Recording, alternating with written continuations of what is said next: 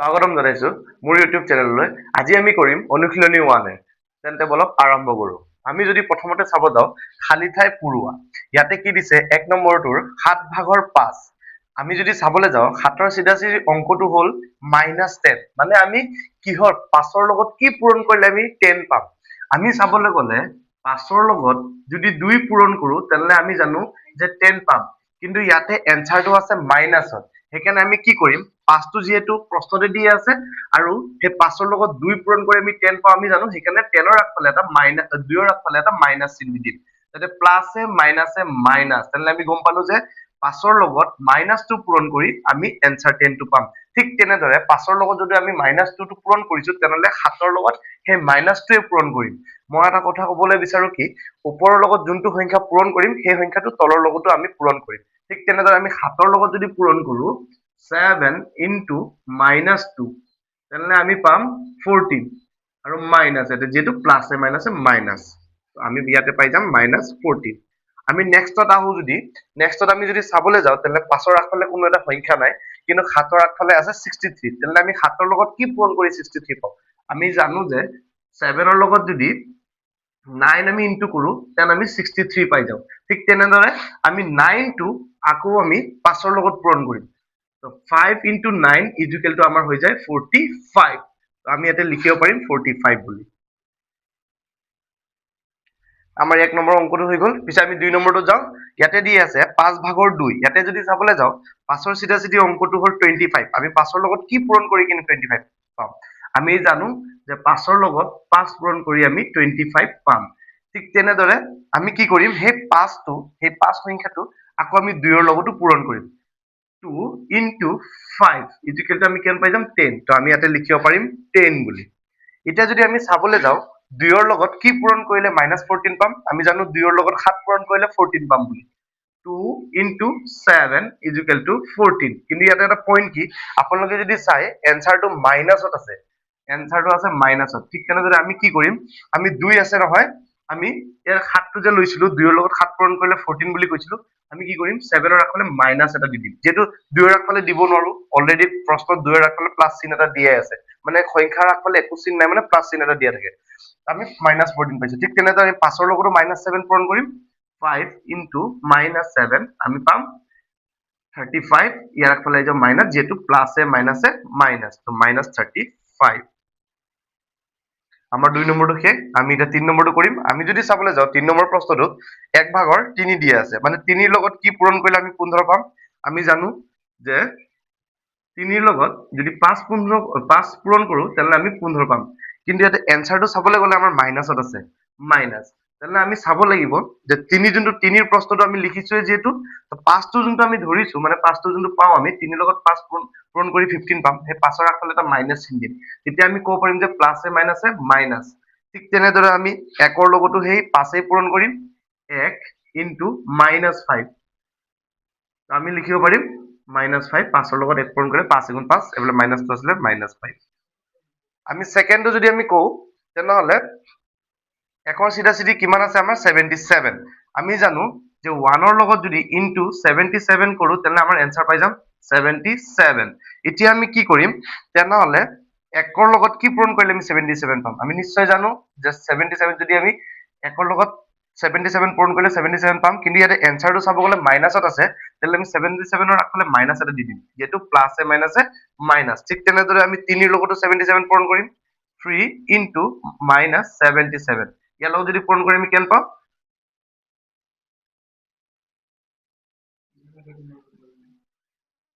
-221।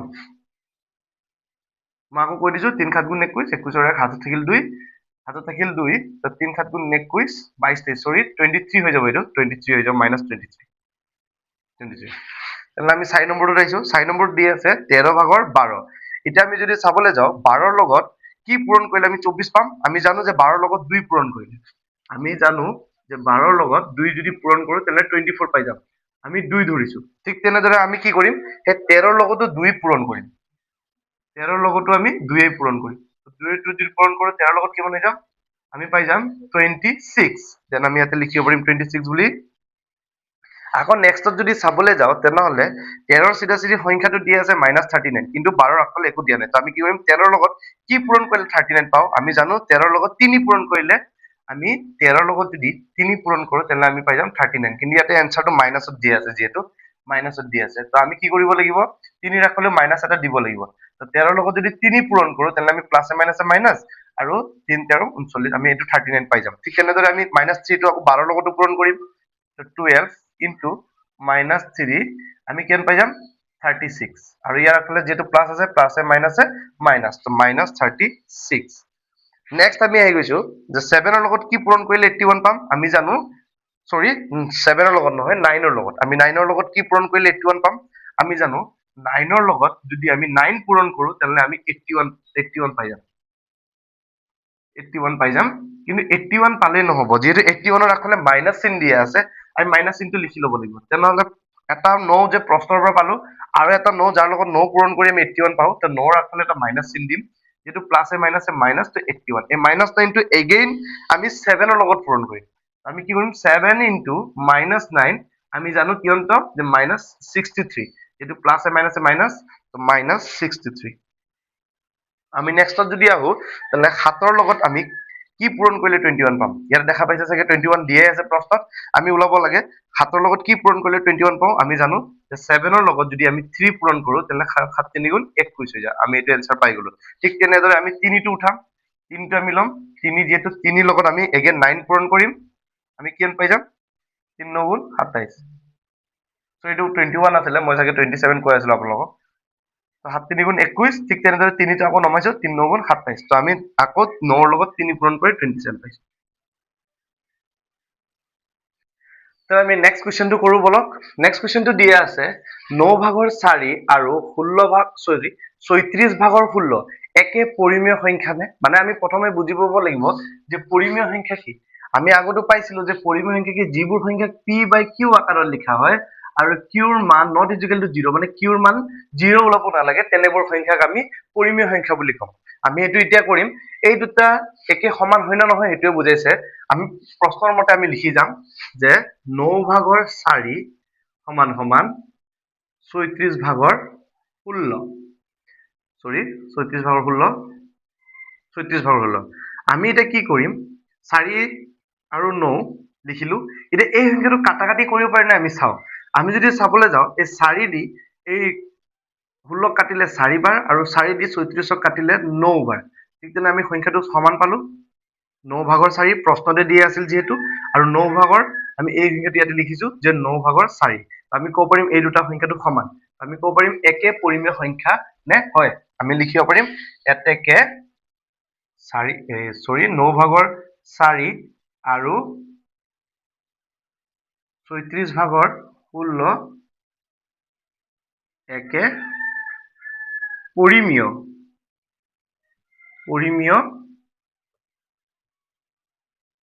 সংখ্যা হয়